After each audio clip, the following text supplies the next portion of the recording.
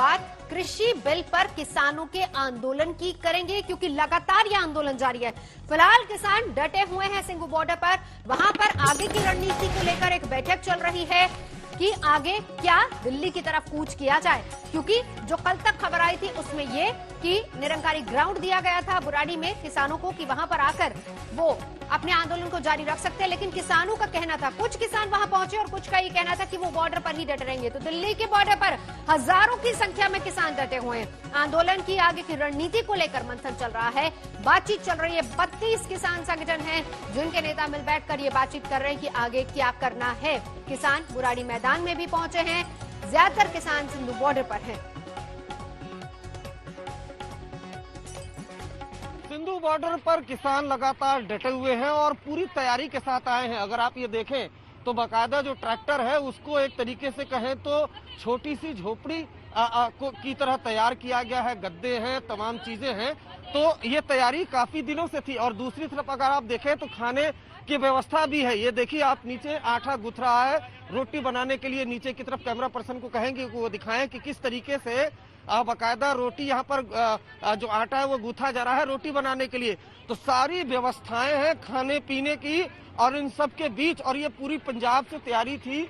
वहां से ही जो तमाम किसान हैं वो निकले हुए। अगर आप यहाँ पर देखें तो बाकायदा इस तरीके से यहाँ पर एक एक जो ट्रैक्टर है उसको पूरी तरह से तैयार किया गया है। इसमें अगर आप देखें तो खाने पीने की, पानी की तमाम व्यवस्थाएं इस ट्रैक्टर में की गई हैं। तो ये पूरी तैयारी है और इसी तैयारी की वजह से लंबे वक्त तक जो किसान हैं वो डटे हुए हैं।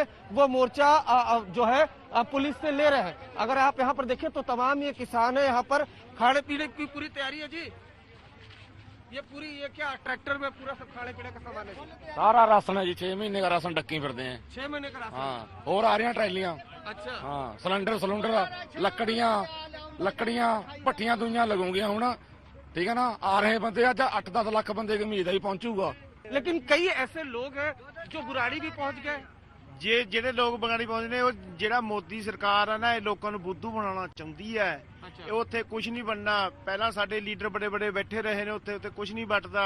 ਸਾਡੇ ਲੋਕਾਂ ਨੂੰ ਮੰਦਾਰੀ ਵਾਂਗੂ ਡੌਰੂ ਵਾਂਗੂ ਬੁੱਧੂ ਬਣਾਉਂਦੀ ਹੈ ਸਰਕਾਰ।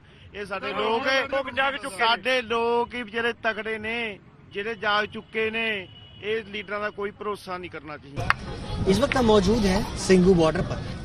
पंजाब के, हरियाणा के तमाम किसान जो हैं वो इस वक्त बॉर्डर पर डटे हुए हैं और पूरी तैयारी के साथ तमाम किसान जो है वो यहाँ पर पहुंचे हैं। किसान अपने साथ खाने पीने की पूरी व्यवस्था लेकर के आए हैं। लगातार यहाँ पर लंगर की तैयारियां जो है वो चल रही है ताकि किसान जो अपना आंदोलन, अपनी मांगों को लेकर के आए हैं वो कहीं कमजोर न पड़े, उसको लेकर के पूरी तैयारी के साथ किसान हैं।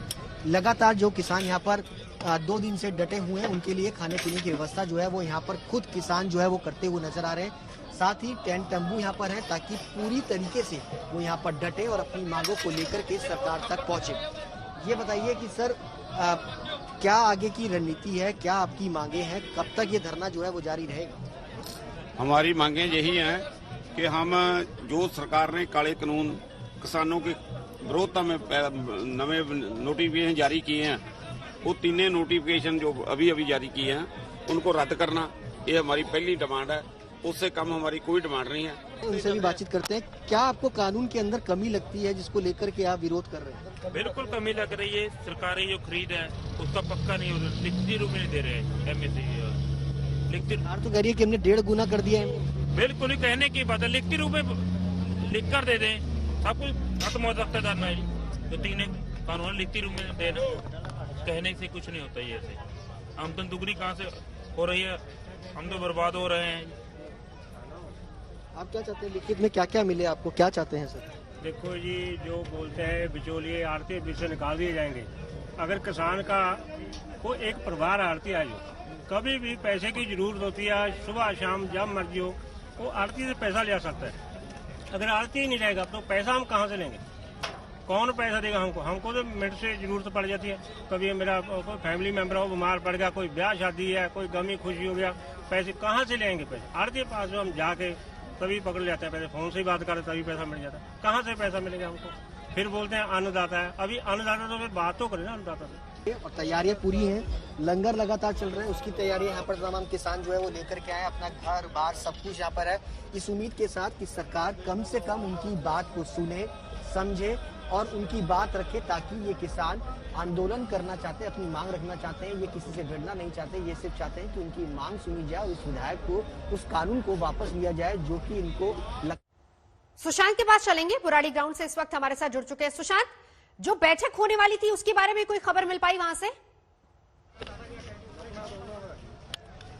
हाँ देखिए, अभी जो बैठक का दौर है वो लगातार यहाँ पर चल रहा है और उनके फैसला जो है अभी थोड़ी देर तक आएगा कि आगे की तरफ ये कूच करेंगे सिंगू बॉर्डर से बुराड़ी की तरफ या फिर यहीं पर जो किसान हैं वो डटे रहेंगे, क्योंकि कल जिस तरीके से कहा जाए तो किसानों के बीच में एक जो खेमा था वो बुराड़ी की तरफ गया है। पुलिस की से जो बातचीत हुई, पुलिस ने छूट दी थी कि आप बुराड़ी जो है वो जाकर के अपना प्रदर्शन जो है वो कर सकते हैं, लेकिन अभी भी किसान जो है वो पंजाब के, आपको तस्वीरें दिखाना चाहूंगा कि किस तरीके से लंबी लंबी कतारें जो है वो ट्रैक्टर्स की यहाँ पर लगी हुई है, किसान जो है वो डटे हुए हैं और किसानों की तरफ से पूरी तरीके की तैयारी है, क्योंकि कल जिस तरीके से सर्दी थी तमाम किसान जो है वो अपने ट्रैक्टरों के अंदर ही है सोते हुए नजर आए।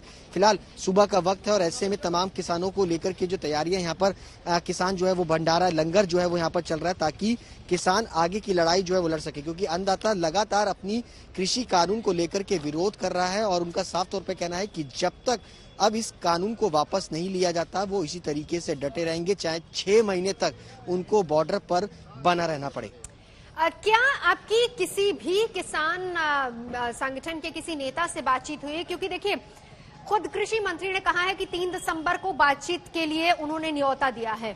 अगर वो बातचीत के लिए न्योता देते, हालांकि 2 बार की पहली बातचीत बेनतीजा रही थी, उसके बाद ही ये इस तरीके से किसान उग्र हुए, तो क्या उस बातचीत को लेकर भी कोई रूपरेखा आगे तैयार होगी?